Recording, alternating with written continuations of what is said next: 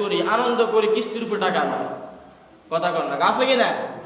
আনন্দ করে, আয়েশ করি, একটা কিস্তি লইতে লইতে কি আর একটা লয় কি করে, মোবাইল কিনে, এরপরে বউরে আংটি একটা উপহার দেয়, ছেলেরে বিয়ে করাবে সেখানে কিস্তি লই, ছেলেরাই গরু কিনে, খাসি কিনে, আছে কি না?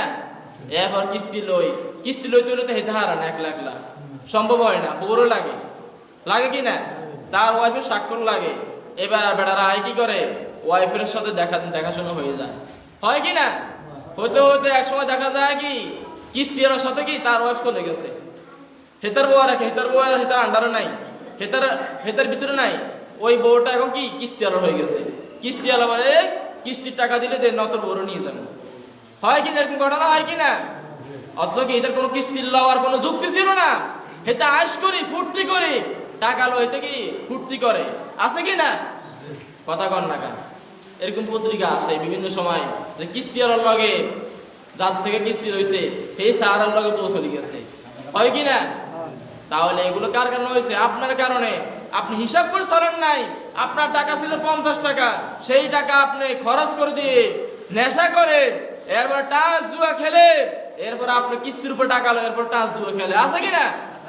আছে এরকম কিস্তির উপর টাকা লয়, টাস খেলে, জুয়া খেলে, সমাজের মধ্যে এরকম অহরহ আছে, ঠিক কি না? আর এদের কি সমাজের মধ্যে, এদের পরিবারের মধ্যে খুবই অশান্তির মধ্যে, জাহান্নামের মধ্যে ডুবে আছে, ঠিক কি না?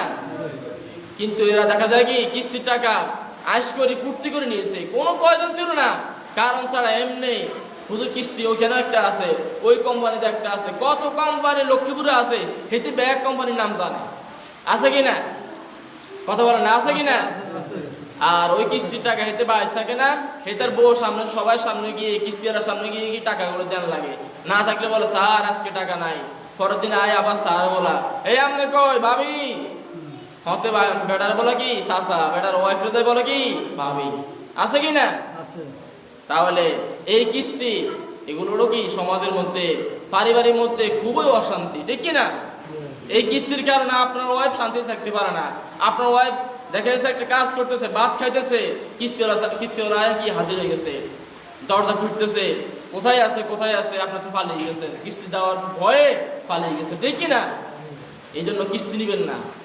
আপনার পানি ভাত খান, কাঁচা মরিচ দিয়ে ভাত খান, কিস্তি নিয়ে, সুদের উপর টাকা নিয়ে এই কাজ করা যাবে না, ঠিক কি না? কথা বলেন না কেন? রোগ এটা খুবই একবারে সমাজের মধ্যে রঙে ঢুকে গেছে, ঠিক কি না? এই রংটাকে পরিবর্তন করতে হবে ইনশাআল্লাহ, বলেন ইনশাআল্লাহ। আপনি কিস্তি থেকে দূরে থাকেন, সুদ থেকে দূরে থাকেন, আল্লাহ তাআলা আপনাকে আপনার দিন নিবেই ইনশাআল্লাহ, বলেন ইনশাআল্লাহ। আমরা তো কিস্তি নিই নাই, জীবনে কখনো কিস্তি নিয়ে নাই, সুদের টাকা খাই না, খুবই কম টাকা ইনকাম করে কোন রকম দিন যায়, রাত কাটায়, আমাদের দিন যায় না। কথা বলে না, যায় কি না?